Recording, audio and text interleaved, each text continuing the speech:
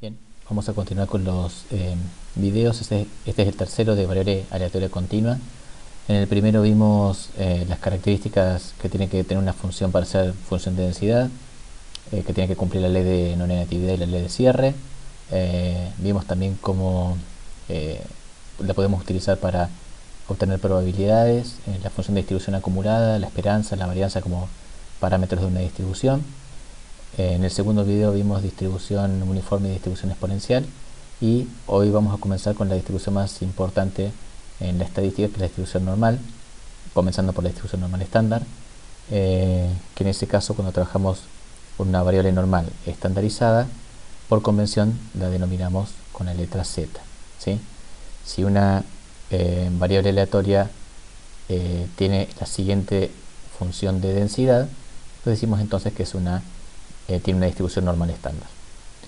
En ese caso, el recorrido de la variable z va de menos hasta más infinito.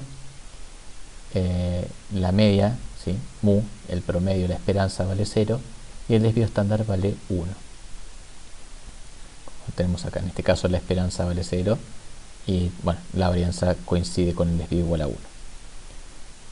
La representación de la función de densidad es una campana, por eso también se denomina campana de Gauss, debido a uno de al príncipe de las matemáticas.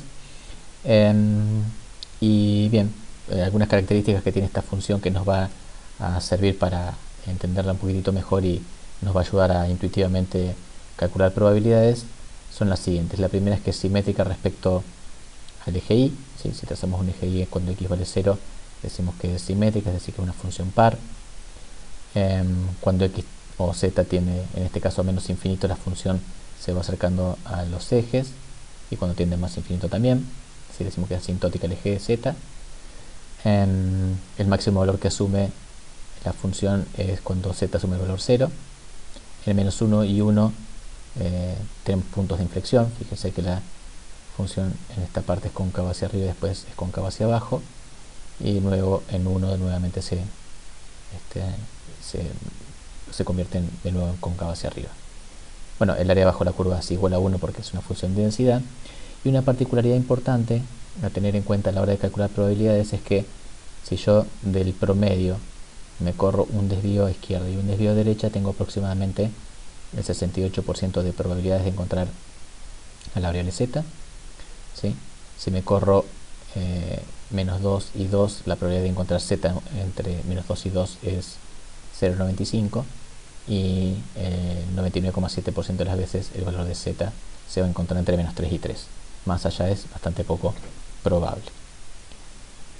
Bien, de la función de distribución acumulada, lo que podemos decir es que no tiene una expresión cerrada, ¿sí? Esta es la forma que tiene la función de distribución acumulada, y al no tener una expresión cerrada para poder calcular probabilidades, nos vamos a auxiliar de una tabla, ¿sí? En el cual vamos a aprender a usar a continuación. Fíjense que la forma de hablar de acumulada, en este caso por convención, en la normal estándar se habla de phi. Por ejemplo, si nosotros quisiéramos calcular la probabilidad de que z, nuestra variable aleatoria, sea menor a 1, lo que tenemos que hacer es pararnos fíjense que la tabla tiene la primera columna y la primera fila, que nos va a ayudar a ubicarnos en el valor de z, y en la intersección de ellas lo que vamos a encontrar siempre en el cuerpo de la tabla van a ser probabilidades. Por ejemplo, la probabilidad de que z sea menor a 1, nos tenemos que ir al valor de la variable 1,00, que es el valor de z, ¿sí? 1, fíjense que en la primera columna tenemos la parte entera, el primer decimal, y acá tenemos en la primera columna el valor del segundo decimal, 1,00. Entonces nos paramos en esa fila, y el primer valor que tenemos acá es la probabilidad de que z sea menor a 1, es decir, 0,8413. Si quisiéramos, bueno, acá tenemos la representación. Si quisiéramos acumular un poquitito más, por ejemplo hasta 1,06, es decir, nos corremos un cachito, ¿sí? Acumularíamos un poco más de probabilidad y nos veremos a 1,0 y vamos a la columna 6, ¿sí? La columna donde está el 0,6, y la probabilidad sería entonces 0,8554. Si quisiéramos calcular la probabilidad de que z sea menor a 1,23, tendremos que ir a 1,20 y la columna que está al 0,3, que es 0,8907. ¿Sí? Muy bien. Si quisiera calcular la probabilidad de que z sea mayor a 1, en ese caso la tabla a nosotros no nos acumula, digamos, la tabla acumula, como vemos en este gráfico, del valor de z0, acumula hacia la izquierda, pero no acumula hacia la derecha como tenemos esta parte sombreada en gris. Entonces lo que vamos a hacer es tener en cuenta que al ser función de densidad, toda el área bajo la curva es igual a 1. Entonces, si toda el área bajo la curva es igual a 1 y le resto la probabilidad de que z sea menor a 1, voy a obtener justamente lo que estoy buscando, es que sea mayor a 1. ¿Sí? En este caso, ya calculamos la probabilidad de que z sea menor a 1, que es 0,8413. Entonces, la probabilidad de que z sea mayor a 1 va a ser 1 menos 0,8413, que eso da 0,1587. 0,1587, que es igual a la probabilidad de que z sea menor a menos 1. ¿Sí? Fíjense, la probabilidad de que z sea menor a menos 1, nos venimos a la otra parte de la tabla para los z negativos y nos da 0,1587. Fíjense que esta área que tenemos sombreada acá es la misma que tenemos recién de que z sea mayor a 1, ¿no? Por ser una distribución simétrica respecto al origen. Entonces ese es el caso en el cual, en vez de calcular la probabilidad de que z sea menor a un valor, sea mayor a un valor, tenemos que hacer por el complemento. ¿Qué pasa cuando queremos calcular la probabilidad de que z se encuentre entre dos valores? Bueno, en ese caso tenemos que hacer la acumulada, por ejemplo, la probabilidad de que z se encuentre entre menos 1,5 y 0,8, hacemos la acumulada en 0,8, que sería toda esta área, y le restamos la probabilidad de que z sea menor a menos 1,5, que es este pedacito que tenemos aquí.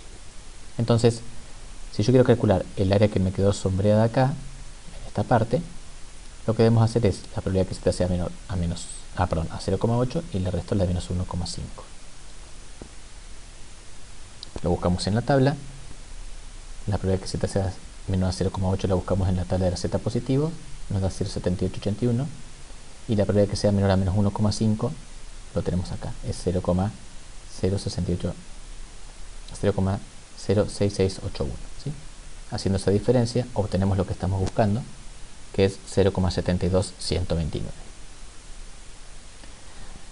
Ahora bien, nosotros nos auxiliamos de la tabla normal estándar para poder calcular probabilidades, pero en general los problemas que vamos a resolver se refieren a variables aleatorias cuya media no es 0 y cuyo desvío tampoco es 1.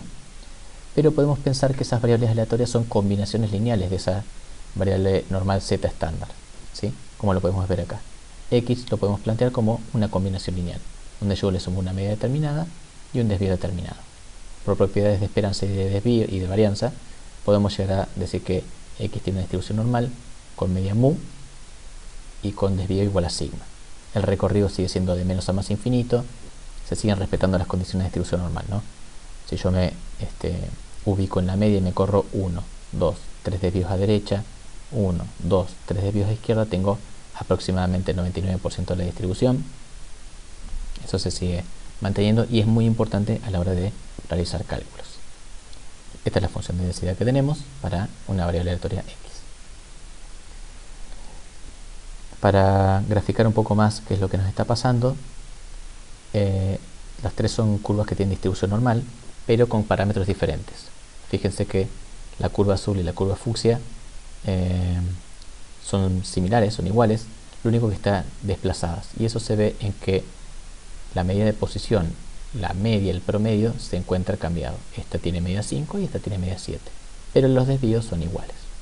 En cambio, la curva roja no solo cambia la posición, la media vale 10, sino que el desvío es más grande, y eso hace que sea mucho más disperso y tome valores más alejados del promedio. Ahora vamos a ver el proceso de estandarización, que es lo que nos va a ayudar a poder resolver los problemas que tengamos para una variable aleatoria en particular. Si queremos calcular la probabilidad de que x sea menor a un valor x0, lo que tenemos que hacer es estandarizar, es decir, restarle la media y dividir por el desvío en ambos lados de la desigualdad y encontrar la probabilidad que z sea menor a z0, encontrar una forma equivalente, pero la ventaja que tiene realizar este cálculo es que nosotros podemos buscarlo en la tabla de distribución normal.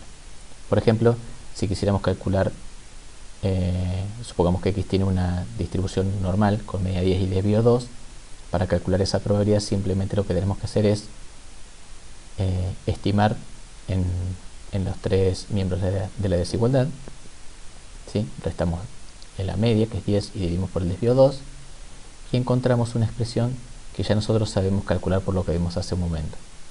Entonces nos quedaría 7 menos 2 10 dividido 2 me da menos 1,5, 12 menos 10 dividido 2 me da 1, y esta es una variable que hemos estandarizado, entonces es una variable z. Bueno, en este caso tenemos que calcular la probabilidad que z sea menor a 1 menos la probabilidad que z sea menor a menos 1,5 y nos da lo que tenemos aquí. Fíjense que estas dos áreas, esta está calculada para cuando tenemos la variable x, y en este caso tenemos calculado para cuando la variable es la normal estándar z. Sí, pero fíjense que las dos áreas son iguales. Bueno, con eso terminamos lo que tiene que ver con la distribución normal, y bueno, va a seguir para más adelante otras distribuciones continuas que vamos a usar en distribuciones en el muestreo.